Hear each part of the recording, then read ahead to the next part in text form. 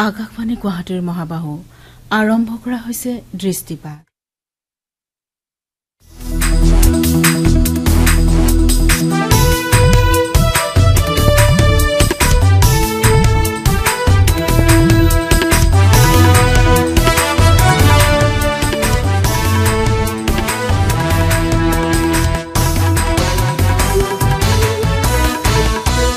দৃষ্টিপাত আজিৰ অনুষ্ঠানত বিধানসভাৰ উপনিৰ্বাচন আৰু দুখন ৰাজ্য বিধানসভাৰ নিৰ্বাচনৰ ফলাফল সম্পৰ্কত এটি বিশেষ অনুষ্ঠানটিত নিৰ্বাচনী ফলাফলৰ পৰ্যালোচনা আগবঢ়াব জ্যেষ্ঠ সাংবাদিক ৰণেন কুমাৰ গোস্বামী আৰু সুশান্ত তালুকদাৰে। অনুষ্ঠানটি আঁতৰি এয়া মাইক্ৰফোনৰ সন্মুখত ৰাজীৱ লোচন বৰঠাকুৰ। নমস্কাৰ শ্ৰোতাসকল, আকাশবাণী গুৱাহাটীৰ আপোনালোকে আমাৰ এই অনুষ্ঠান এতিয়া শুনি আছে মিডিয়াম ৱেভত আৰু FM বেণ্ডত, আৰু তাৰ লগতে আপোনালোকে শুনিবলৈ পাইছে ফেচবুক পেজ আৰু আমাৰ ইউটিউব চেনেলত। মোৰ সৈতে আপোনালোকে আজি বিষয়টো গম পাইছে। আজি এটা বিশেষ গুৰুত্বপূৰ্ণ দিন। অসমৰ 5টা বিধানসভা সমষ্টিৰ উপনিৰ্বাচন অনুষ্ঠিত হৈ গৈছিল। তাৰ আজি ফলাফল ঘোষিত হৈছে আৰু এই ফলাফল সম্পৰ্ক পৰ্যালোচনা আগবঢ়াবলৈ আমি আকাশবাণীৰ আমি আগতেই কৈছোঁ যে আমি কোনো আমি চিঞৰ বাখৰ নকৰাকৈ নিৰপেক্ষভাৱে মাৰ্জিতভাৱে আমি সকলো বিষয় পৰ্যালোচনা কৰোঁ। এই নিৰ্বাচনী ফলাফল মোৰ সৈতে আলোচনা কৰিবলৈ আমি আজি আমন্ত্ৰণ কৰি আনিছোঁ আমাৰ ষ্টুডিঅ'ৰ মজিয়ালৈ জ্যেষ্ঠ সাংবাদিক ৰণেন কুমাৰ গোস্বামী, আৰু তেওঁৰ লগতে আছে আন এগৰাকী অসমৰ জ্যেষ্ঠ সাংবাদিক তথা দ্য হিন্দু কাকতৰ senior assistant editor Sushanta Talukdar. নমস্কাৰ। দুয়োগৰাকীকে মই আমন্ত্ৰণ জনাইছোঁ আমাৰ ষ্টুডিঅ'ত। প্ৰথমে আজি এটা ইংৰাজীত ক'বলৈ গ'লে বিগ ডে। ঠিক 26ৰ বিধানসভা নিৰ্বাচনৰ আগত এয়া মানে অন্তিমটো পৰীক্ষা, ছেমি ফাইনেল বুলি ক'লেও ভুল নহয়। প্ৰথমে আমি যদি চাওঁ, খুব চৰ্চিত এটা সমষ্টি অসমৰ নগাঁও জিলাৰ চামগুৰি বিধানসভা সমষ্টি। তাত ফলাফল ভাৰতীয় জনতা পাৰ্টীৰ দীপ্তিৰঞ্জন শৰ্মা বিজয়ী হ'ল। ভবা হৈছিল যে কংগ্ৰেছ প্ৰাৰ্থী তানজিল হুছেইন, তেওঁ অসমৰ প্ৰভাৱশালী মন্ত্ৰী, কংগ্ৰেছৰ জ্যেষ্ঠ নেতা ৰকিবুল হুছেইনৰ পুত্ৰ হিচাপে বেছি পৰিচিত, তেওঁ প্ৰতিদ্বন্দ্বিতা যথেষ্ট আগবঢ়াব বুলি ভবা হৈছিল। কিন্তু তথাপি তেওঁ 23,000ৰ অধিক ভোটত পৰাজিত হ'ল দীপ্তিৰঞ্জন শৰ্মাৰ হাতত। আৰু দীপ্তিৰঞ্জন শৰ্মা বহু বছৰৰ বিৰতিত এয়া অনা কংগ্ৰেছী তেওঁ প্ৰাৰ্থী বিজয়ী হ'ল। প্ৰথমে মই ৰণেন গোস্বামীৰ ওচৰলৈ গৈছোঁ। এই কথাটো আপুনি কেনেদৰে বিশ্লেষণ কৰিব? আচলতে অসমত আপুনি যদি চায় যে শাসক দল বিজেপিৰ আপুনি যদি চায় যে লাভ কি হ'ল এই নিৰ্বাচন, সাধাৰণতে দেখা যায় বা এইবাৰ আমি দেখিছোঁ বিভিন্ন ৰাজ্যত, কৰ্ণাটকতে কওক, পশ্চিমবংগতে কওক বা আন ঠাইতে কওক, উপনিৰ্বাচনবিলাক মানে সাধাৰণতে উপনিৰ্বাচনবিলাক শাসক দলৰ সপক্ষে বেছিকৈ তাত টান থাকে। আৰু বহু ঠাইত যদি সেই সমষ্টিবিলাক যদি ৰাজ্যৰ বিভিন্ন ঠাইত বিভিন্ন মানে ধৰণে চিন্তা কৰা, বিভিন্ন ধৰণে ভোট দিয়া, দণ্ডমূলকভাৱে ভোট দিয়া, সেইসকল ঠাই যদি হয় তেতিয়াহ'লে আপুনি এটা সূচক বুলি ক'ব পাৰে। কিন্তু এইটো সূচক এটা অৰ্থত হ'ব পাৰে যে চামগুৰিটো আজি বহুদিন ধৰি বেছি তাত ব্যৱধান নাহে, 22,000, 23,000, 24,000 এনেকৈ ব্যৱধান নাহে। সেইটো শাসক বিজেপিৰ এটা জয়লাভ বুলি মই ভাবোঁ। সেইটো এটা তেওঁলোকৰ ইয়াতে বোনাছ। বাকী 4টাত তেওঁলোকৰ জিকিয়ে আছে। বঙাইগাঁৱতো অগপৰ মোনাত আজি বহু দশকৰ ওপৰ ধৰি আছে। ফণীভূষণ চৌধুৰী দুৰ্গ বুলিয়ে কয় বঙাইগাঁও সমষ্টি। সেইটো আজি বহু বছৰ ধৰি, 2 দশকৰ ওপৰ ধৰি অসম গণ পৰিষদৰ মোনাত আছে। আৰু সেইটো আগতে জানিছিলে যে এইটো মানে তাৰ ৰায়টো অসম গণ পৰিষদ বা অসম গণ পৰিষদৰ নেতা মানে ফণীভূষণ চৌধুৰীৰ মনোনীত প্ৰাৰ্থী। আমি প্ৰথমে বঙাইগাঁৱলৈ আমি যাম। আমাৰ সৈতে আমি সুশান্ত তালুকদাৰৰ মত ল'ম। আমাৰ সৈতে আমাৰ সংবাদদাতা, নগাঁৱৰ সংবাদদাতা, বহু বছৰ ধৰি আমাৰ সৈতে যুক্ত আকাশবাণীৰ সৈতে মুনীন্দ্ৰ শইকীয়া আমাৰ লগত আছে। আমি মুনীন্দ্ৰ শইকীয়াক পাইছোঁ নেকি ফোনত? মুনীন্দ্ৰ শইকীয়া, প্ৰথমে আমি ষ্টুডিঅ'ৰ পৰা কৈছোঁ এই সামগ্ৰী সমষ্টিৰ নিৰ্বাচনটোৰ ফলাফল আৰু তাৰ নিৰ্বাচনৰ যিটো প্ৰক্ৰিয়াটো যে প্ৰচাৰৰ পৰা আৰম্ভ কৰি এটা বিশেষ সকলোৰে দৃষ্টি তাত নিবদ্ধ হৈছিল কি কাৰণে এইবাৰ নিৰ্বাচনটো পৃথক বুলি আপুনি ভাবে হয় ঠিকই কৈছে আপুনি কথাটো যে ৰাজ্যখনৰ অন্যান্য 126টা সমষ্টিৰ ভিতৰত সামগ্ৰী সমষ্টি কিছু পৃথক সামগ্ৰী সমষ্টিৰ বিশেষকৈ জনবিন্যাস অলপ বেলেগ ধৰণৰ অন্যান্য সমষ্টিৰ তুলনাত ইয়াত যথেষ্ট পৰিমাণৰ সংখ্যালঘু ভোটে এটা নিৰ্ণায়ক ভূমিকা গ্ৰহণ কৰি আহিছে বিগত সময়তো গতিকে এইবাৰো তাৰ পৰা পৃথক নহয় তথাপিও আমাৰ বিশ্লেষণ মতে আমি চাইছো যে এই সময়খিনিত যে উপনিৰ্বাচন ঘোষণা হোৱাৰ পাছত এই সামগ্ৰী সমষ্টিত বিজেপি দলে ভোট বিভাজন কৰাত যথেষ্ট সফল হৈছে এই কাৰণে যে বিজেপি দলৰ যি ৰণকৌশল সেই ৰণকৌশলত আচলতে ৰকিবুল হুছেইনৰ বিগত সময়ৰ প্ৰায় 20 বছৰৰ যি ৰণকৌশল তাক প্ৰয়োগ কৰি তেওঁ বিজয় সাব্যস্ত কৰি আহিছিল তাৰ গোটেই তছনছ কৰিছিল তেওঁ দুৰ্গ এক কথাত ক'বলৈ গ'লে আৰু আটাইতকৈ ডাঙৰ কথা যে 7 নৱেম্বৰত সামগ্ৰীত এখন ৰাজহুৱা সভা অনুষ্ঠিত হৈছিল যিখন ৰাজহুৱা সভাই আচলতে গোটেই ভোট বিভাজন কৰিবলৈ সক্ষম হৈছে আৰু বিজেপিৰ পক্ষত আজি জয়লাভৰ বাট সুনিশ্চিত কৰাৰ দেখা গৈছে যে মুখ্যমন্ত্ৰী হিমন্ত বিশ্ব শৰ্মাৰ কেতবোৰ ভাষণে সমষ্টিবাসীক বোধ কৰোঁ ভোট দিবৰ কাৰণে বা বিজেপিৰ প্ৰতি আকৃষ্ট কৰিছিলে আমি দেখিছো যে তাত মুখ্যমন্ত্ৰী ঘোষণা কৰিছিল 20 বা 25,000 ভোটত সামগ্ৰী সমষ্টিত দীপ্লু ৰঞ্জন শৰ্মাই জয়লাভ কৰিব মিত্ৰজোঁট প্ৰাৰ্থী আৰু আজি সেয়ে হ'ল আমি একে শেহতীয়াকৈ চূড়ান্ত যিটো ফলাফল আমি লাভ কৰিছো তাত দেখিছো দীপ্লু ৰঞ্জন শৰ্মাই 24,500 এটা ভোট লাভ কৰি বিজয় সাব্যস্ত কৰিছে ভোটৰ ব্যৱধানত টোটেল ভোট পাইছে ব্যৱধানত তেওঁ জয় হৈছে তেওঁ ভোট লাভ কৰিছে 81,321টা আৰু তানজিল হুছেইন কংগ্ৰেছ দলৰ প্ৰাৰ্থী 56,830টা ভোট পাইছে আচলতে সামগ্ৰী সমষ্টিত আমি সাধাৰণ দৃষ্টিত যিকোনো এজন ব্যক্তিয়ে ইমান ভোট পোৱাটো অসম্ভৱ বুলিয়ে কয় সাধাৰণতে বিজেপি দলে এইখিনিতে আপোনাক মই ৰখাই লৈ এটা প্ৰশ্ন কৰিব খুজিছো যে যিটো সংখ্যালঘু ভোটৰ যিবিলাক মানে পৰম্পৰাগতভাৱে কংগ্ৰেছৰ ভোট আছিলে সেই ভোটটো এইবাৰ বিজেপিৰ ফাললৈ শিফট হৈছে মানে বিজেপিৰ ফাললৈ আহিছে হয় হয় ইয়াৰ কাৰণ কি বুলি ভাবে এইটো কাৰণ আচলতে কেইবাটাও আছে একচুৱেলি বিগত সময়খিনিত যেহেতু বিজেপি দলৰ চৰকাৰ ৰাজ্যত বৰ্তি হৈ আছে এই সময়খিনিত ৰকিবুল হুছেইন যদিও কংগ্ৰেছ দলৰ বিধায়ক হিচাপে তাৰ পৰা প্ৰতিনিধিত্ব কৰিছিলে কিন্তু সমষ্টি উন্নয়নৰ ক্ষেত্ৰত সম্পূৰ্ণৰূপে পিছ পৰি গৈছিলে উন্নয়ন সম্পূৰ্ণৰূপে মানে বাধাগ্ৰস্ত হৈ পৰিছিলে যাৰ ফলত সমষ্টিবাসীয়ে জিয়াটো ভুগিছিলে ৰাস্তা পদূলি সকলোফালে ভাগি গৈছিলে আৰু তাতোতকৈ ডাঙৰ কথা যে এটা কথা আমি দেখিছো যে ৰকিবুল হুছেইনৰ দুজনমান বিশেষ মানে সমৰ্থক বা শুভাকাংক্ষী যিসকলে ৰকিবুল হুছেইন জয় হোৱাৰ ক্ষেত্ৰত বিশেষ নিৰ্ণায়ক ভূমিকা গ্ৰহণ কৰিছিল সংখ্যালঘু নেতা সেইকেইজন নেতা শেহতীয়াকৈ কংগ্ৰেছ দলৰ পৰা পদত্যাগ কৰি অসম গণ পৰিষদ দলত যোগদান কৰিছে আৰু সেই বিশেষকৈ দুজন ব্যক্তিয়ে যথেষ্ট পৰিমাণে সহায় কৰিছে আৰু সংখ্যালঘু ভোটাৰৰ মাজত তেওঁলোকৰ এটা প্ৰভাৱ আছে যাৰ প্ৰভাৱৰ জৰিয়তে সংখ্যালঘু ভোট আজি বিজেপিয়ে লাভ কৰিবলৈ সক্ষম হৈছে আমি আজি আমাৰ ফলাফলত আমি লক্ষ্য কৰিছো যে সামগ্ৰী সমষ্টিৰ সংখ্যালঘু অধ্যুষিত অঞ্চলত বিজেপি দলৰ কথামতে আমি যিখিনি নেতাৰ লগত কথা পাতিছো তেওঁলোকে কৈছিলে যে আমি 25% ভোটো যদি আমি লাভ কৰো তেতিয়াহ'লে আমাৰ প্ৰাৰ্থী বিজয়ী হ'ব কিন্তু আটাইতকৈ আচৰিত কথা যে আজি সংখ্যালঘু অঞ্চলৰ পৰা বিজেপি দলে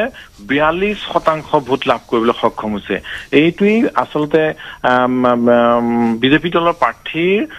জয়ৰ কাৰণ হৈ পৰিছে সংখ্যালঘু হিচাপে তাত যদিও আছে কিন্তু আমাৰ হিন্দু ভোটাৰে সম্পূৰ্ণৰূপে বিজেপি দলক যিহেতু ভোট দিব বুলি তেওঁলোকো বিশ্বাসী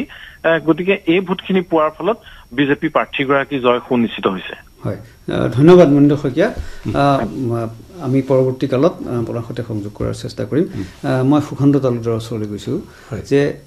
আমাৰ সংবাদদাতাগৰাকীয়ে জনালেই যে এইবাৰ যথেষ্ট সংখ্যক সংখ্যালঘু ভোট লাভ কৰিলে আৰু তেওঁ কেইটামান কাৰণো কৈছে আপোনাৰ কি আৰু মতামত আগবঢ়াব নহয় দুটা বিষয় আছে ইয়াতে যে তেখেতে কৈছে যে এতিয়া সমষ্টিৰ উন্নয়নৰ ধাৰণাটো বিজেপি চৰকাৰে সলনি কৰিবলৈ সক্ষম হৈছে। ধাৰণাটো এনেকুৱা যে আপুনি যদি শাসকীয় দলটোক ভোট নিদিয়ে তেতিয়া হয়তো আপুনি কিছুমান সা সুবিধা এনেই ৰাস্তা ঘাটবিলাক আগতে উন্নয়ন বুলি ধৰা হৈছিল, কিন্তু আজিকালি জনসাধাৰণে তাৰ লগত নিজৰ ব্যক্তিগত যিটো সুবিধা পায়, ধৰি লওক এতিয়া কোনোবা আঁচনিৰ ধন অৰুণোদয় হওক বা এনেকুৱা য'ত ডাইৰেক্ট বেনিফিট ভোটাৰজনৰ ডাইৰেক্ট বেনিফিট থাকে, প্ৰত্যক্ষভাৱে তেওঁ পায়। গতিকে সেই ধাৰণাবিলাকৰ পৰা এটা এই ভোট যুদ্ধত এইটো এটা অস্ত্ৰ হিচাপে ব্যৱহাৰ হয়। এইটো অকল অসম নহয়, এইটো বাকী আন ৰাজ্যতো এইটো আমি দেখা পাইছোঁ। আৰু তাৰ লগে লগে আমি আৰু এটা অংক আমি তাত চাব লাগিব যে AIDFৰ যিটো ভূমিকা, AIDFৰ যিটো ভূমিকা, তেওঁলোকৰো এটা তাতে সুকীয়া ভূমিকা আছে আৰু তেওঁলোকৰ এটা সমৰ্থন আছে। গতিকে তেওঁলোকেও এই সামগ্ৰী সমষ্টিত এটা ভূমিকা লৈছে আৰু ইতিমধ্যে তেওঁলোকে ঘোষণা কৰিছিল যে তেওঁলোকে তাৰ স্থানীয় নেতাই ঘোষণা কৰিছিল যে এইটো আমি বিজেপি দলৰ সমৰ্থনত আমি আহ্বান দিছিল তেওঁলোকে। গতিকে ৰকিবুল হুছেইনৰ তেওঁৰ ধুবুৰীত যিহেতু বদৰুদ্দিন আজমলক পৰাভূত কৰিছিল, গতিকে তাৰ এটা প্ৰতিশোধ পদক এটা তুলিবৰ কাৰণে, যদিও পৰৱৰ্তী সময়ত আজমলে ক'লে যে মোৰ নিজৰে ভতিজা, গতিকে সেই অংকটো কিন্তু তাত জড়িত হৈ আছে। গতিকে মই ভাবোঁ যে এইটো সামগ্ৰিকভাৱে সংখ্যালঘু জনসাধাৰণে অসমৰ আন অংশটো বিজেপিৰ প্ৰতি এনেধৰণে আকৃষ্ট হৈছে নে নাই সেই বিষয়টো কিন্তু আমি অকল সামগ্ৰীৰ পৰা চাই আমি ক'ব নোৱাৰোঁ। কিন্তু সামগ্ৰীত উন্নয়নৰ বাকী দিশৰ লগে লগে AIDFৰ প্ৰতি থকা সমৰ্থন আৰু তাৰ লগে লগে এটা দিশো কিন্তু কংগ্ৰেছে ওলাই কৰিব নোৱাৰে, যিটো হৈছিলে যে ৰকিবুল হুছেইনৰ এই যিটো মানে তেওঁৰ নিজৰ পুত্ৰ সেইটোত তেওঁ টিকেট পোৱাৰ ক্ষেত্ৰত তেওঁৰ যিটো ভূমিকা, আৰু তাৰ লগে লগে মানুহে মন কৰিছিল যে গোটেই প্ৰচাৰটো প্ৰাৰ্থীজনে নহয়, প্ৰাৰ্থীৰ দেউতাক পিতৃ মানে কংগ্ৰেছ নেতাও নহয়, প্ৰাৰ্থীৰ পিতৃ, গতিকে একদম মানে তাত স্পষ্টকৈ ওলাই পৰিছিল যে এটা যিটো মানে মানুহে বিচৰা নাছিল। মই এটা কথা ইয়াত ক'ব মানে আপোনালোকৰ সৈতে কথাটো মই হেৰি কৰিব বিচাৰিছোঁ, ভাগ ল'ব বিচাৰিছোঁ আপোনালোকৰ মতামত, যে সামগ্ৰী সমষ্টিত আপুনি কোৱাৰ দৰে ৰকিবুল হুছেইনৰ বাহিৰে আন কংগ্ৰেছৰ জ্যেষ্ঠ নেতাই যিমান ধৰক আমি আশা কৰাৰ দৰে প্ৰচাৰ তাত চলোৱা নাছিল। ৰণীল গোস্বামীও এই ক্ষেত্ৰত আপুনি ৰণীল গোস্বামীৰ পৰা মই জানিব বিচাৰিছোঁ। হয়, সেইটো আমি দেখাই পাইছোঁ। আৰু আপুনি বিভিন্ন ইয়াত চাওক, আপুনি বিভিন্ন প্ৰচাৰ চাওক, আপুনি মিডিয়া চাওক, আপুনি চাৰিওপিনে চাওক, হয় এখন সভাত ৰকিবুল হুছেইনে কথা কৈছে, তেওঁক কিবা সুধিছে, ৰকিবুল হুছেইনে উত্তৰ দিছে, সভাত গৈ পেলাই মানে তানজিল হুছেইনক সুধিছে, উত্তৰ দিছে, তাৰপিছত তাতে সাংস্কৃতিক প্ৰতিভা দেখাইছে ৰকিবুল হুছেইনৰ পত্নীয়ে, তেওঁ গান গাইছে বিভিন্ন ঠাইত। গতিকে মানুহে এটা বিচাৰে যে যিজনে আমাৰ মানুহ, আপুনি শুনক, আপোনাক কিছু কথা ধুনীয়াকৈ বৌদ্ধিক ভাষাত প্ৰকাশ কৰিব নোৱাৰিব পাৰে। আমাৰ গাঁৱে ভূঞে যিটো হয় ভাৰতীয় প্ৰজ্ঞা যিটো, সি বৌদ্ধিক ভাষাত সুন্দৰ গ্ৰামেটিকেল ভাষাত তেওঁলোকে প্ৰকাশ কৰিব নোৱাৰিব পাৰে, কিন্তু তেওঁলোকে বোধটো আছে যে যিজন মানুহে, এইটো গোটেই পৃথিৱীতে প্ৰমাণিত হৈছে যে তেওঁলোকে এটা বিচাৰ কৰে যে এতিয়া যি আছে তাতকৈ ভাল হ'ব নে বেয়া হ'ব, সেই তুলনাটো কৰিব এটা চেষ্টা কৰে। আৰু এই বস্তুটো, এই যে DBT যিটো ডাইৰেক্ট বেনিফিট ট্ৰেন্সফাৰ, এইটো গোটেই ভাৰতত বেছি চলিছে। এবাৰ জয়ললিতে কৈছিলে আমি ঠিক আছে, তেওঁলোকে আমি ঘৰে ঘৰে মিক্সাৰ দিম, কি এইটো মিক্সি, আমি ঘৰে ঘৰে এয়া দিম, ঘৰে ঘৰে অমুক দিম, আৰু ঠায়ে ঠায়ে আমি এখন জয়া কিটচেন কৰি দিম, তাত মাত্ৰ 5 টকাত ভাত খাব পাৰিব। আম্মা কিটচেন। গতিকে তেনেধৰণৰ সেইটো এটা আজিকালি ভাৰতত এটা পৰ্যায়ত উন্নয়নৰ নামত, যদিও এইটো ভুল ধাৰণা, এইটো কোনো মই বিশেষ দলক কোৱা নাই, বিজেপি বুলি কোৱা নাই, কংগ্ৰেছ বুলি কোৱা নাই, DMK বুলি কোৱা নাই, বা তৃণমূল কংগ্ৰেছ বংগত আছে, এইবিলাকে আপুনি গোটেইবিলাকত চাব এই বস্তুটো এইবিলাক ঘোষণা কৰে। তৃণমূল কংগ্ৰেছে ধৰক পূজা কমিটিবিলাকত বহুত বহুত সাহায্য দিছে, ধন দিছে, গোপনে নহয়, খোলাখুলিকে। গতিকে আমাৰ ইয়াৰ গতিকে মানে এই বস্তুটো আমাৰ মানুহৰ ধাৰণাটো আমাৰ তালুকদাৰে কোৱাৰ দৰে সলনি হৈছে আৰু ভাবে কি মোৰ লাভ হয়তো এইটোৱেই, মই আৰু আয়ুষ্মান কাৰ্ডত এটা হয় যে খুব কম ধৰণত মানে চিকিৎসা বহুত ঠাইত এইটো এটা মানে ধৰক ব্যক্তিগত লাভালাভৰ বাবে যিটো আমাৰ ৰাজনৈতিক দৃষ্টিকোণ আমাৰ ৰাজনৈতিক সংস্কৃতিৰ এটা ডাঙৰ ব্যৰ্থতা আৰু এটা ইচ্ছাকৃতভাৱে মানুহক নিজৰ সামৰ্থ্য যাতে বঢ়াব নোৱাৰে হয় এইটো স্পুন ফিডিং এই স্পুন ফিডিংটোৱে শেষত গৈ পেলাই মানুহৰ ক্ষতি কৰে হয় ঠিক আছে আমি আকৌ আলোচনাৰ মাজলৈ আহিম আমাৰ সৈতে যুক্ত হৈছে আমাৰ বঙাইগাঁৱৰ সংবাদদাতা তেজেশ ত্ৰিপাঠী আৰু বঙাইগাঁও সমষ্টিটো হৈছে সেইটো এটা মানে বেছ দৃষ্টি আকৰ্ষণ কৰা সমষ্টি সেইটো ফণীভূষণ চৌধুৰী আজি বহু দশক ধৰি তেওঁ অসম আন্দোলনৰ পিছৰ পৰাই 85 নিৰ্বাচনৰ পিছৰ পৰাই তেওঁ দখলত আছিলে তেওঁ লোকসভালৈ নিৰ্বাচিত হোৱাত বৰপেটা সমষ্টিৰ পৰা উপ নিৰ্বাচন হ'ল আৰু তেওঁ তাত তেওঁ পত্নী দীপ্তিময়ী চৌধুৰীক তেওঁ তাত প্ৰাৰ্থী হিচাপে থিয় কৰালে আৰু মিত্ৰজোঁটৰ প্ৰাৰ্থী হিচাপে অগপৰ প্ৰাৰ্থী হিচাপে গতিকে মই প্ৰথম তেজেশ ত্ৰিপাঠীৰ ওচৰলৈ যাওঁ তেজেশ ত্ৰিপাঠী আপুনি কওকচোন বঙাইগাঁও সমষ্টিত আচলতে এই এজন যিজন পুৰণি আমাৰ অসম গণ পৰিষদৰ এজন নেতা আছিল যিজন ছাৰ দৰে লাগি ফুৰিছিল ফণীভূষণ চৌধুৰীৰ লগত তেওঁ এইবাৰ নিৰ্বাচনত অৱতীৰ্ণ হৈছিল শৈলেন্দ্ৰ সোণোৱাল তেওঁ এইবাৰ বোধহয় নিৰ্দলীয় প্ৰাৰ্থী শৈলেন্দ্ৰ চৰকাৰ তেওঁ এইবাৰ বোধহয় নিৰ্দলীয় প্ৰাৰ্থী হিচাপে তেওঁ তৃতীয় স্থান লাভ কৰিছে তেওঁ তৃতীয় স্থানত আছে আপুনি এইটো বহুদিন ধৰি আপুনি এই নিৰ্বাচনী প্ৰক্ৰিয়া আপুনি সেই অঞ্চলৰ বিষয়ে নামনি অসমৰ আপুনি জানে আপুনি কওকচোন এইবাৰ দীপ্তিময়ী চৌধুৰীৰ বিজয় আৰু ব্ৰজেনজিৎ সিংহ আৰু এই যে ত্ৰিকোণীয় এটা ইকুৱেশ্যন আছিলে সেই কথাটো শৈলেন্দ্ৰ চৰকাৰে কিমান ভোট পালে বা তেওঁ কিবা ক্ষতি কৰিব পাৰিলে নেকি দীপ্তিময়ী চৌধুৰী যথেষ্ট ভোটত জিকিলে যথেষ্ট অভিলেখ সংখ্যক ভোটেই পাইছে তেওঁ আপোনাৰ পৰা আমি বিশ্লেষণটো বিচাৰিছোঁ অকণমান ক'ব গ'লে দীপ্তিময়ী চৌধুৰী দুফালৰ পৰা সহায় পালে নিজৰ দলৰ পৰা আৰু বিজেপি দলৰ পৰা আনহাতে তেওঁলোকৰ পৰিয়ালতান্ত্ৰিক ৰাজনীতি লৈ যিটো দ্বন্দ্ব হৈছিলে দলৰ মাজত তো সেইটোৰ পৰা ফালৰি কাটি শৈলেন্দ্ৰ চৰকাৰে নিৰ্দলীয় হিচাপে তেওঁ নিৰ্বাচনত অৱতীৰ্ণ হৈছে আৰু তেওঁ মাত্ৰ লাভ কৰিলে 13,381টা ভোট তেওঁ যদি আৰু অকণমান বেছি পালে হয় হয়তো তেওঁৰ এই নিৰ্বাচনী যিটো আমি ব্যৱধান দেখিছো দীপ্তিময়ী চৌধুৰী তাত অলপ হ'লেও প্ৰভাৱ পৰিলে কিন্তু তেনেকুৱা নহল যাৰ কাৰণে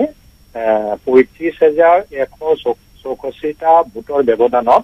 দীপ্তিময়ী চৌধুৰীয়ে জয়লাভ কৰিলে আনহাতে ব্ৰজেনজিৎ সিংহৰ কথাটো ক'বলৈ গ'লে তেখেত আচলতে ৰাজনৈতিক পথাৰত নমাই নাছিল তেওঁ পলমকে নামিলে দলীয় সতীৰ্থ দলীয় কৰ্মীসকলৰ লগত তেওঁ যেনেকুৱা পৰিচয় হ'ব লাগিছিলে বা যেনে ধৰণৰ যোগাযোগ হ'ব লাগিছিলে সেই যোগাযোগৰ সময় তেওঁ মানে খুব বেছি পোৱা নাছিল আৰু তেওঁ সমষ্টিটো চুকে কোণে ঘূৰা ফুৰা কৰা মানুহৰ সাধাৰণ ৰাইজৰ সমস্যাসমূহৰ বিষয়ে অৱগত হোৱা ইত্যাদি তেওঁ সেই ক্ষেত্ৰত তেওঁ অকণমান পিছ পৰি ৰ'ল যাৰ কাৰণে তেওঁ ভবামতে ভোট নাপালে 39,570টা ভোট লাভ কৰিলে কিন্তু যোৱাবাৰ 42,000তকৈও ওপৰত আছিলে কংগ্ৰেছৰ প্ৰাৰ্থীয়ে ভোট লাভ কৰিছিলে কংগ্ৰেছ প্ৰাৰ্থীয়ে কিন্তু তাতকৈ তেওঁ কম পালে না এতিয়া মই আপোনাক এটা কথা সুধিছোঁ যে অলপ আগতে আমি ইয়াতে আলোচনা কৰিছোঁ যে সামগ্ৰী সমষ্টিত যিটো পৰিয়ালকেন্দ্ৰিক ৰাজনীতিৰ বাবে কংগ্ৰেছৰ তাত তানজিল হুছেইনে সেইটোৰ বাবেই পৰাজিত হ'ল বুলি আমাৰ বিশ্লেষকসকলে মত প্ৰকাশ কৰিছে আমাৰ দুয়োগৰাকী আলোচকেও সেইটোৱে কৈছে এই ক্ষেত্ৰত তাত সেইটো প্ৰভাৱ নপৰিলে নহয় জানো দীপ্তিময়ী চৌধুৰীটো কোনো ইয়াৰ আগলৈকে ৰাজনীতি পথাৰত ভৰি দিয়াই নাছিলে হয় তাত কোনো প্ৰভাৱ নপৰিলে এইটো পৰিয়ালতন্ত্ৰৰ কথাটো নপৰিলে কাৰণ 13,000তকৈ অধিক ভোট যিটো আহিলে সেইটোৰে মানে তেওঁলোকৰ এটা বিসম্বাদৰ পৰাই অহা বুলি আমি ধাৰণা কৰিব পাৰোঁ হয়, যেটো মানে ভবা হৈছিল যে শৈলেন্দ্ৰ চৰকাৰে সেই বিসম্বাদী ভোটখিনি তাত লৈ যাব, বিসম্বাদী সমৰ্থনৰ ভোটখিনি সেইটো নিব নোৱাৰিলে। হয়, তাৰ বাহিৰে যিটো আমাৰ মিত্ৰজোঁটৰ যিটো বিজেপি, তাত বিজেপিয়ে যিহেতু অগপৰ প্ৰাৰ্থীক সমৰ্থন জনাইছিল, মিত্ৰজোঁটৰ প্ৰাৰ্থী আছিল, তাত তাৰমানে ভোট ট্ৰান্সফাৰটো প্ৰায় ভাল ধৰণে হৈছে। ভাল ধৰণে হৈছে মানে চহৰ অঞ্চলত হৈছে ভাল ধৰণে, কিন্তু আমি গ্ৰামাঞ্চলত যদি দেখিবলৈ যাওঁ তেতিয়াহ'লে কিন্তু তাত অকণমান ব্যতিক্ৰম দেখিবলৈ পোৱা যায়। হয়তো এইটো হোৱা হ'লে হয়তো আৰু ভোটৰ ব্যৱধানত জিকিলেহেঁতেন। হয় হয়, গ্ৰামাঞ্চলতো। হয় হয়, ধন্যবাদ তেজেশ ত্ৰিপাঠী, আপোনাৰ এই মতামতৰ বাবে ধন্যবাদ। আমি পুনৰ ৰণেন গোস্বামীৰ ওচৰলৈ ঘূৰি আহিছোঁ যে এই কথাটো যে যিটো আমি ভোট ট্ৰান্সফাৰৰ কথাটোৱে আলোচনা কৰোঁ যে চহৰ আৰু গ্ৰামাঞ্চলৰ এই কথাটো, এই যে পাৰ্থক্যটো যিটো ভোট ট্ৰান্সফাৰ হৈছে হয়তো চহৰত, বঙাইগাঁও চহৰ বা তাততো বঙাইগাঁৱৰ বাহিৰে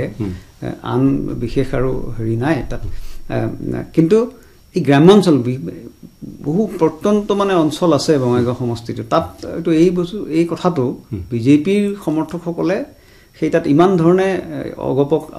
হয়তো সহায় কৰা নাই নেকি, এইটো কথা বিভিন্ন ঠাইত হৈছে, বিভিন্ন নিৰ্বাচন। ইয়াৰ আগৰ নিৰ্বাচন ধৰি লওক দলিত পাৰ্টিৰ লগত কংগ্ৰেছৰ এয়া হৈছিলে, এই হাৰিয়ানাত ঠাকুৰবিলাকৰ লগত বাকী দলিতবিলাকৰ হৈছিলে, নাই কোনো পধ্যেই ভোট নিদিলে, ট্ৰান্সফাৰ নহ'লেই, ট্ৰান্সফাৰ নহয়। তাৰমানে তেওঁলোকৰ ইমান বেছি তেওঁলোকৰ মানে এটা বিৰূপ মনোভাৱ ইটো সম্প্ৰদায়ৰ প্ৰতি সিটোৰ, তেওঁলোকৰ মানে ভোটটো ট্ৰান্সফাৰ নহয়। আৰু বঙাইগাঁৱত এটা সদায় ব্যতিক্ৰম দেখা পাব। ইয়াৰ আগৰবাৰৰ ফণীভূষণৰ বিৰুদ্ধে অগপৰ ভীষণ মানে ব্যতিক্ৰম, যে ভোট শতাংশ বাঢ়িলে 52%। গতিকে মানে ফণীভূষণ এটা দেখা যায় যে তেওঁ মানে সেই অঞ্চলৰ এটা মানে কি আৰু মানে কোনো ধৰণৰ মানে তেওঁৰ আগত সকল বিসম্বাদে খুন্দা খাই খাই পৰি গৈছে। সেইটো সঠিক নে বেঠিক আমি নাজানো, কিন্তু বিসম্বাদে একদম সেই এখন মানে ৱালত সাধাৰণ মানে মূৰ খুন্দিয়াই যে মূৰটো দুখ পায়, তেনেকুৱা হৈছে। সেইটো অলপ ভালকৈ আচলতে আমি অধ্যয়নে কৰিব লাগিব কি কাৰণে এইটো হৈছে। নহয়,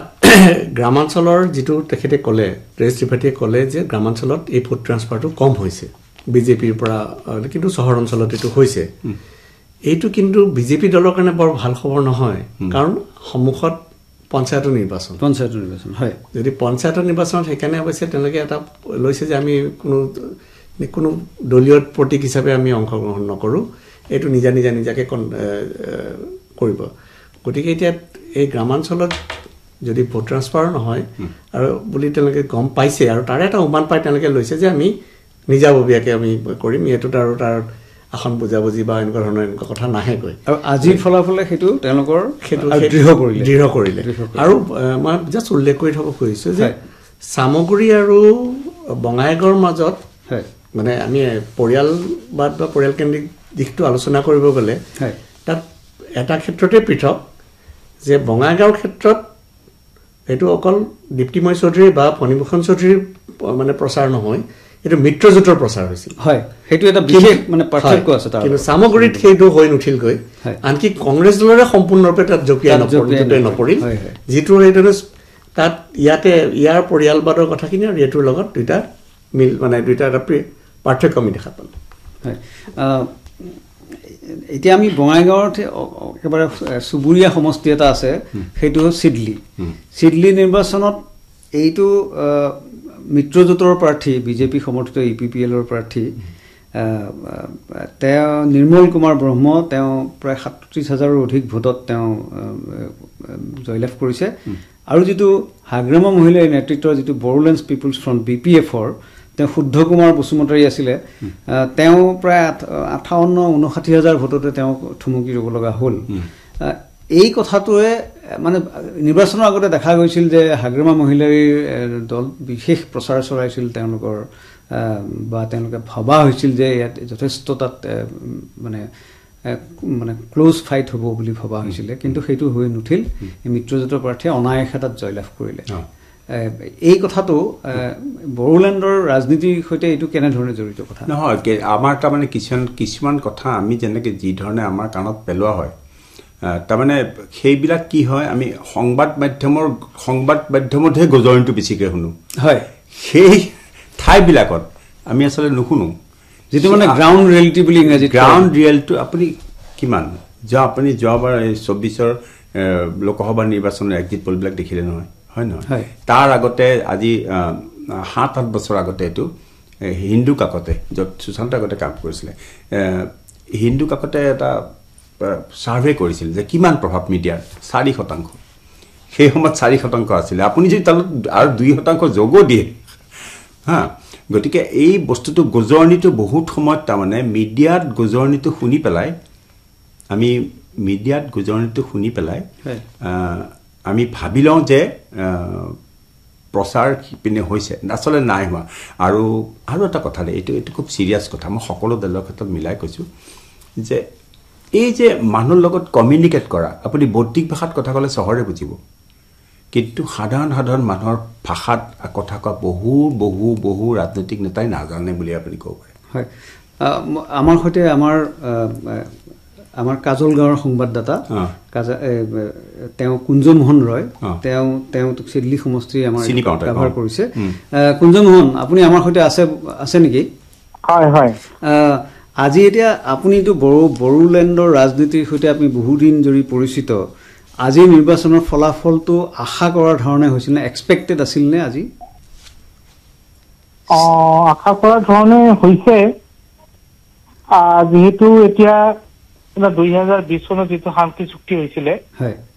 তাৰপিছতে মানে জনসাধাৰণ এটা শান্তিৰ পৰিৱেশত দিনবোৰ কটাই আছে আৰু লগতে যেটো বৰ্তমান মিত্ৰজোঁট চৰকাৰ চলি আছে প্ৰমোদ বড়োৰ নেতৃত্বত ইউপিপিএল জড়িত হৈ আছে উন্নয়নৰ পৰিৱেশ এটা বিৰাজ কৰিছে বিটিচিৰ লগতে আপোনাৰ চিৰাং জিলাতো যাৰ ফলত দেখা গৈছে ৰাইজে বা জনসাধাৰণে অলপ চৰকাৰৰ যিটো উন্নয়নমুখী কাম কাজত জড়িত হৈছে বা তেওঁলোকে সমস্যাৰ সমাধানৰ পথ আগুৱাই আহিছে যাৰ ফলত মানে আৰু তাৰ উপৰি চৰকাৰে যি কিছুমান আঁচনি লৈছে তাত জড়িত হ'ব পাৰিছে মই ভাবো সেইকাৰণে এইবাৰ জনসাধাৰণে বা ভোটাৰ ৰাইজে আপোনাৰ এই ইউপিপিএল দলৰ প্ৰাৰ্থীক নিৰ্বাচিত কৰিলে হয় তাত এটা যিখিনি অবড়ো ভোট আছিলে সেই অবড়ো ভোট ইউপিপিএলে নিশ্চয়কৈ যথেষ্ট তাৰ সংখ্যক অবড়ো ভোটো পাইছে হয় এতিয়া মানে আপুনি কোৱাৰ দৰে যিটো উন্নয়নৰ সপক্ষে ভোট বুলি ক'ব পাৰি নহয় জানো হয় হয় হয় সুৰেন্দ্ৰ কিবা সুধিব মই যে এই নিৰ্বাচনৰ বিধানসভাৰ মানে উপ নিৰ্বাচনৰ তাৰ ফলাফলৰ এটা ভূমিকা থাকিব আগত বড়োলেণ্ড টেৰিটৰিয়েল কাউন্সিলৰ যিটো নিৰ্বাচন আৰু এইটো ক্ষেত্ৰত মানে বিজেপি দলে তাতে এটা ভূমিকা ল'বৰ কথা চিন্তা চৰ্চা কৰিছে বিটিচি নিৰ্বাচনৰ ক্ষেত্ৰত আৰু মই ভাবোঁ যে আমি তাতে চন্দন ব্ৰহ্মই বিপিএফ দল ত্যাগ কৰি পিপিএললৈ অহা যদিও তেওঁ মানে নিৰ্বাচনত প্ৰাৰ্থী নহ'ল সেই দিশটো তাত মানে এটা ক্ৰিয়া কৰা বুলি মই ভাবোঁ যেটোৱে মানে বিপিএফ দলৰ সেই আশাটো মানে তেওঁলোকে কিন্তু আপুনি সংখ্যাৰ ফালৰ পৰা ভোটৰ মানে ভোটদানৰ হেৰিৰ পৰা যদি আপুনি মন কৰিবলৈ যায় তেতিয়াহ'লে কিন্তু মানে আগত যিটো বিটিচি নিৰ্বাচন এই নিৰ্বাচনত যে ইউপিপিএল আৰু বিপিপিএফৰ মাজত এটা যুঁজ হ'ব সেইটো নিশ্চিত কাৰণ তাতে বিজেপিও যদি তাত অংশ লয় এটা ডাঙৰ ভূমিকা ল'বলৈ বিচাৰে তেতিয়া কিন্তু যুঁজখন ত্ৰিকোণীয় হয় তাৰ কি ৰূপ লয় সেইটো আমি চাব লাগিব তাৰ অৱশ্যে এই নিৰ্বাচনৰ হয়তো ফলাফলে ইউপিপিএলক যিহেতু শক্তিশালী কৰিলে সেইটো ক্ষেত্ৰত মই ভাবোঁ যে বিজেপিয়ে হয়তো দুবাৰ এটা চিন্তা কৰিব পাৰে যে যদি তেওঁলোকে আকৌ বিটিচি নিৰ্বাচনত নামে তেতিয়াহ'লে হয়তো হাগ্ৰামা শক্তিশালী হ'ব পাৰে মানে অৰ্থাৎ হাগ্ৰামা নেতৃত্বাধীন বিপিএফ শক্তিশালী হৈ উঠিব পাৰে বা তেওঁলোকৰ সহায়ক হ'ব পাৰে এই কথাবিলাক কিন্তু এই নিৰ্বাচনে ফলাফলে তাতে এটা ক্ৰিয়া কৰিব কুঞ্জমোহনৰ আপুনি নিশ্চয় একমত আমাৰ আলোচকসকলৰ পৰা হয় বিজেপি আপোনাৰ বহুদিনৰ পৰা তেওঁলোকে সদস্য সংখ্যা বঢ়াই আছে হয় তাৰপৰি দেখা গৈছে চিৰাং জিলাত আগৰ বছৰ যিটো মানে বৰ্তমান বিধানসভাৰ এইটো চলি আছে বিজনী সমষ্টিত বিজেপি প্ৰাৰ্থিত্ব দিছিলে তাৰপিছত আপোনাৰ ইউপিপিএলও দিছিলে ফ্ৰেণ্ডলি উঠিছিলে ফ্ৰেণ্ডশ্বিপ সেইটো সমষ্টিত কিন্তু আপোনাৰ বিজেপি প্ৰাৰ্থীজনে মানে বিজয়ী হৈছে হয় হয় তাৰ উপৰি এতিয়া দেখা গৈছে যে বিজেপি সদস্য সংখ্যা বঢ়াইছে যে অনাগত বিটিচি ইলেকশ্যন হয়তো তেওঁলোকে ফ্ৰেণ্ডশ্বিপলি বা নিজৰ প্ৰাৰ্থী দিয়াৰ কাৰণে মানে চিন্তা চৰ্চা কৰিব পাৰে আৰু এইবাৰ ইলেকশ্যন দেখা গৈছে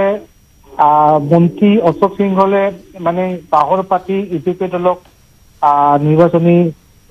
চোৱা চিতা কৰি আছিলে পৰিচালনা কৰিছিলে তাৰোপৰি মিত্ৰজোঁটৰ প্ৰাৰ্থীক জয়ী কৰিবলৈ প্ৰচাৰ চলাইছিলে আপোনাৰ কেন্দ্ৰীয় মন্ত্ৰী সৰ্বানন্দ সোণোৱাল মুখ্যমন্ত্ৰী ডক্টৰ হিমন্ত বিশ্ব শৰ্মাকে ধৰি কেইবাজনো মন্ত্ৰী MLA তথা BTCৰ মানে কাৰ্যবাহী সদস্য আৰু প্ৰমোদ বৰাটো আছেই দলীয় সভাপতি হিচাপে ঠিক আছে কুঞ্জমন ৰয় ধন্যবাদ আপোনাক এই কথাখিনি আমাৰ জনাৰ বাবে আমাৰ এতিয়া বিহালী সমষ্টিটো তাত ধৰক দিগন্ত ঘাটোৱাল তেওঁ তাত বিজয়ী হৈছে আৰু বহু চৰ্চিত কংগ্ৰেছ প্ৰাৰ্থী মই বহু চৰ্চিত বুলিয়ে কৈছোঁ জয়ন্ত বৰা কিছুদিনৰ আগলৈকে তেওঁ দল ত্যাগ কৰি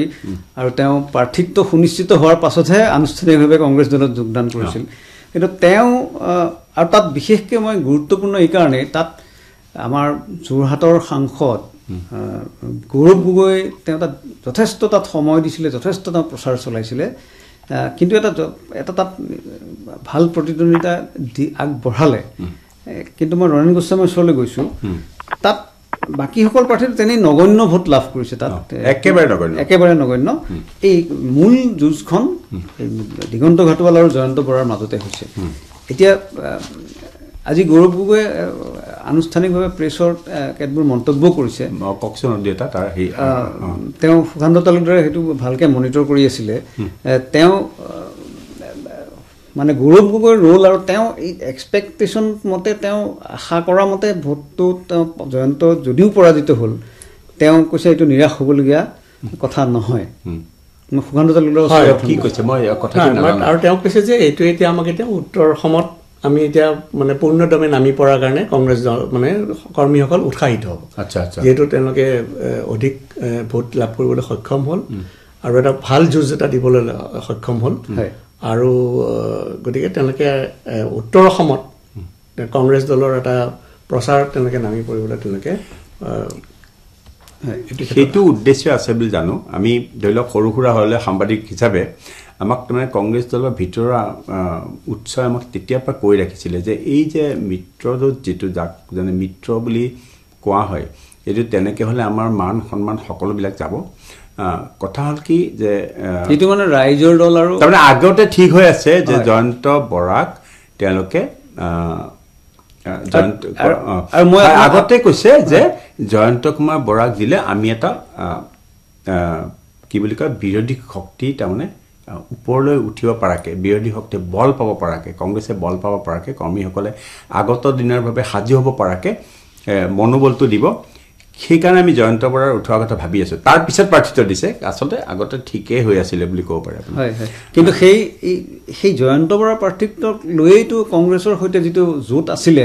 সেই জোঁটটো ভাগি গ'ল একমাত্ৰ জয়ন্ত বৰাৰ প্ৰাৰ্থিত্বক লৈয়ে তাৰপিছত জিতেন্দ্ৰ সিঙো আহিছিলে তেওঁ চেষ্টা কৰিছিলে কিন্তু তাত তেওঁলোক নাথাকিলে ৰাইজৰ দল আৰু লুৰিণজ্যোতি গগৈ নেতৃত্বাধীন AJP যিটো দল সেই দলটো অসম জাতীয় পৰিষদ গুচি গ'ল তাৰ পৰা আৰু সেইটো ভংগই হ'ল আৰু ভবা হৈছিল যে বিশেষকৈ যোৰহাটৰ লোকসভা নিৰ্বাচনৰ যোৰহাটত যিটো তেওঁলোকৰ যিটো এলায়েন্স আছিলে সেইটোৱে যথেষ্ট কাম কৰিছিলে গৌৰৱ গগৈৰ বিজয়ত কিন্তু এই কথাটোৱে কিন্তু জয়ন্ত বৰাই সেইখিনি সমৰ্থন নোপোৱাকৈও যথেষ্ট ভোট পাবলৈ সক্ষম হ'ল কাৰণ আগতে যিসকল আমি এতিয়া জানো আমাৰ এতিয়া বহুত ক্ষেত্ৰত আমি আগতে কৈছোঁৱে যে সংবাদ মাধ্যমত যিবিলাক মানে অকণমান ব্যাখ্যা হয় যে বিৰোধী ঐক্যটো এটা প্ৰিন্সিপলত হয় এটা নীতিৰ ক্ষেত্ৰত হয় কিন্তু নিৰ্বাচনী যিটো বুজাবুজি সেইটো ভোটৰ ভেটিলৈ হয় মোৰ ভোটৰ ভেটি একেবাৰে নাই আপুনি আপোনাৰ ভেটিটো মোলৈ দিব কিয় দিব কোনেও নিদিয়ে গোটেই ভাৰতত আপুনি এইটো নিৰ্বাচন চাওক তাৰ আগৰ নিৰ্বাচন চাওক তেনেকে হয় তেতিয়াহ'লে কংগ্ৰেছে কিয় ঝাৰখণ্ড মুক্তি মৰ্চাকে এৰি দিছে অধিক আসন হয় নহয় আমি ঝাৰখণ্ড আৰু মহাৰাষ্ট্ৰ নিৰ্বাচনক অকমান মানে মই উদাহৰণ হিচাপে আমি খুব কম সময়ৰ বাবে আলোচনা কৰিব পাৰিম কিন্তু আমাৰ সৈতে এতিয়া বৰাক উপত্যকাৰ পৰা আমি যিটো ধলাই সমষ্টিৰ আমি বিশ্লেষণ আগবঢ়াবলৈ আমাৰ সৈতে আছে আমাৰ হাইলাকান্দিৰ সমতা নীলোৎপল দেৱ নীলোৎপল এতিয়া ধলাই সমষ্টিত যিটো নিহাৰঞ্জন দাস তেওঁ ভাৰতীয় জনতা পাৰ্টিৰ প্ৰাৰ্থী তেওঁ বিজয়ী হ'ল কিন্তু আমি দেখিলোঁ যে ভাৰতীয় জাতীয় কংগ্ৰেছৰ ধ্ৰুৱজ্যোতি পুৰকায়স্থ তেওঁ যথেষ্ট তেওঁ তাত শক্তিশালী প্ৰতিদ্বন্দ্বিতা আগবঢ়ালে এই যুঁজখন নিৰ্বাচনী যুঁজখন তাত বাকীসকল প্ৰাৰ্থীটো তেনে নগণ্য হৈ পৰিল এতিয়া এই যে এইটো বিখ্যাত এতিয়া আমাৰ এজন এতিয়া সাংসদ পৰিমল শুক্লবৈদ্যৰ সমষ্টি আছিলে তেওঁ লোকসভালৈ নিৰ্বাচিত হোৱাৰ বাবে এইটো উপ নিৰ্বাচন হৈছিলে আপুনি এই কথাটো কেনেদৰে বিশ্লেষণ কৰে নিহাৰঞ্জন দাসৰ বিজয়টো হয় নিশ্চিতভাৱে আমি যদি দেখো যে 2021 চনৰ যদি আমি বিধানসভা নিৰ্বাচনৰ ফলাফল দেখো তেনে দেখা যায় যে পৰিমল শুক্লবৈদ্য সেই সমষ্টিৰ পৰা প্ৰায় 20,000 ভোটত জয়লাভ কৰিছিল কিন্তু এইবাৰ দেখা গৈছে যে বিজেপি আৰু নিকটতম কংগ্ৰেছ প্ৰাৰ্থীৰ যি জয়ৰ ব্যৱধান সেয়া কেৱল 9,098 অৰ্থাৎ দেখা গৈছে যে ইয়াতে কংগ্ৰেছ দলে ভাল ভোট এইবাৰ লাভ কৰিছে আৰু যি ভোট পাৰ্চেন্টেজো বৃদ্ধি হৈছে কংগ্ৰেছ দলৰ প্ৰাৰ্থী আছিল যেনেকে আপুনি কৈছে ধ্ৰুৱজ্যোতি পুৰকায়স্থ তেখেতে 60,847টা ভোট লাভ কৰিছে আৰু বিজয়ী প্ৰাৰ্থী বিজেপিৰ নিহাৰঞ্জন দাসে 69,939টা ভোট লাভ কৰিছে অৰ্থাৎ দেখা গৈছে যে 16 ৰাউণ্ড ভোট গণনা হৈছে আৰু প্ৰতিটো ৰাউণ্ডতে দেখা গৈছে যে কংগ্ৰেছে বিজেপি দলক যি ভাল প্ৰতিদ্বন্দ্বিতা আগবঢ়াইছে আৰু শেষলৈকে 16 নম্বৰ ৰাউণ্ডলৈকে দেখা গৈছিল যে আকৰ্ষণীয় আমি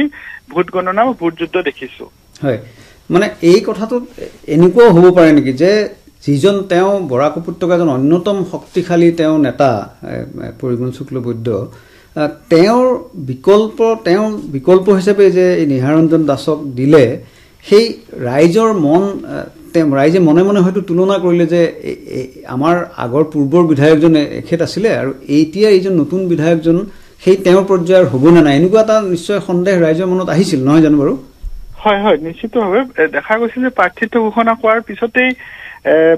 বহু আমি বিসম্বাদৰ কথাও দেখা পোহৰলৈ আহিছিল আৰু নিহাৰঞ্জন দাসক লৈ যে সকলো যি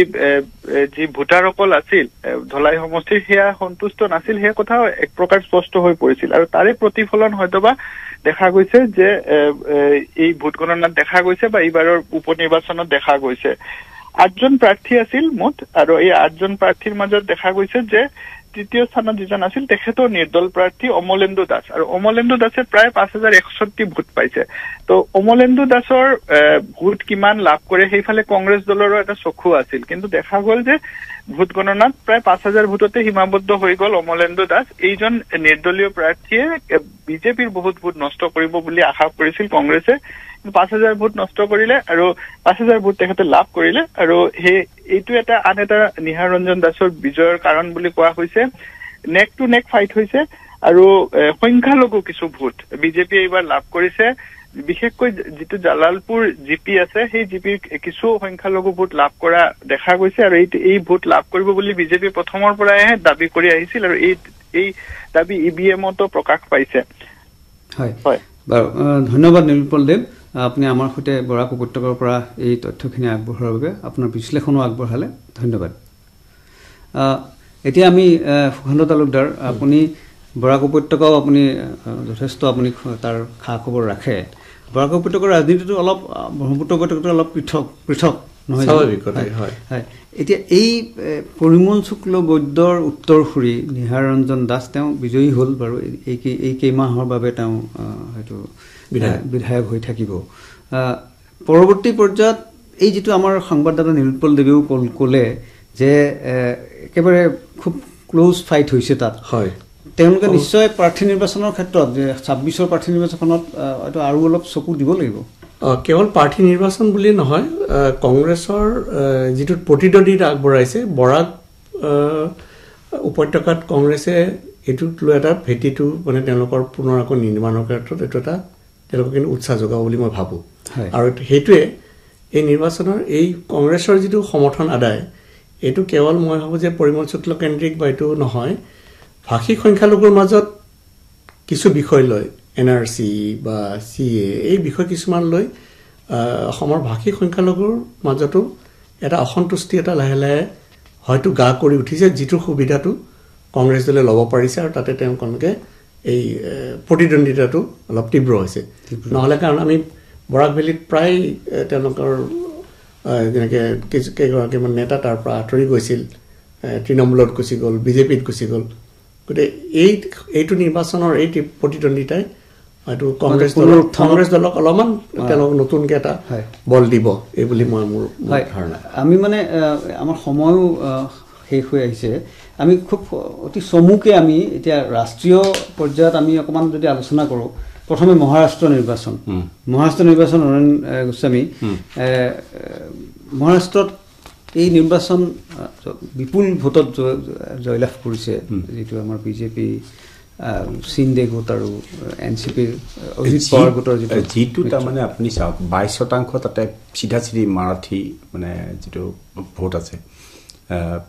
আৰু তাতে আপোনাৰ চাব OBC ভোট তাত বহুত আছে যেনেকৈ মালি যেন ছগন বুধবাৰ মালি তেনেকৈ বহুত ভোট হা আচৰিত কথা যে যিটো বিদৰ্ভ অঞ্চল তাত কিন্তু কৃষকসকলৰ মাজত তাতে আত্মহত্যা খুব বেছি গোটেই পৃথিৱীতে জনাজাত কথা সেই অঞ্চলতো যে বিজেপিৰ অৱস্থাটো ভাল হৈছে বিজেপি বা এই গোটটো ইয়াত এটা কথা আপুনি লক্ষ্য কৰিব আজি ধৰি লওক আজি 8 মাহ 10 মাহ আগৰ পৰা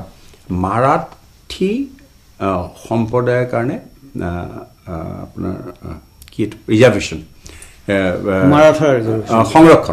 সংৰক্ষণ সেইটো কাৰণে দুয়োটা দলৰ মাজত এইটো খোলাকৈ হৈছিলে যে দুইটা মিত্ৰ দলৰ মাজত একনাথ সিন্ধে শিৱসেনা আৰু মাজত তেওঁলোকৰ মাজত কাজিয়া হৈছে এওঁলোকৰ শ্লোগানবিলাক আছিলে এই যি নেতা আছিলে সেই নেতাৰ শ্লোগান আছিলে যে আমাৰ ডাঙৰ শত্ৰু একনাথ সিন্ধে নহয় দেৱেন্দ্ৰ ফাডনবিছ খোলাকে এইটো মানে খোলাকে এইটো সকলো কাকতে চাকতে চবেই কৈছে যে কিন্তু নিৰ্বাচনৰ সময়ত কি হ'ল যে এওঁ ভোটটো গোটাই ল'লে ভেটিটো গোটাই ল'লে ইপিনেও গোটালে দুইটা লগ হৈ পেলাই তাৰ প্ৰতিফলন দেখা গৈছে হয় আমি অতি চমুকৈ আমি ঝাৰখণ্ডৰ বিষয়ে অলপ আলোচনা কৰোঁ JMMৰ বিশেষ বিপুল জয় সুখান্ত চন্দ্ৰ আমি কুইকলি আপুনি হয় মানে মোৰ মতে মহাৰাষ্ট্ৰ আৰু ঝাৰখণ্ড দুইটাতে এটা মানে কমন পইণ্ট এটা আছিলে যে মহিলা ভোটাৰৰ ভোটদান হয় আৰু যিটো তেওঁলোকৰ লড়কী বাহিন আৰু ইফালে মহিলা স্কিম মানে মহিলাসকলক কেছ নগদ ধন দিয়াৰ যিটো যোজনা এই যোজনাতে ঝাৰখণ্ডত শাসকীয় দলক আৰু মহাৰাষ্ট্ৰতো তেওঁলোকে শাসক দলক সহায় কৰিছে কাৰণ মহিলা ভোটাৰ ভোটদান বহুত বেছি আছিল পুৰুষতকৈ হয় আমি আমাৰ সময় একেবাৰে শেষ আমি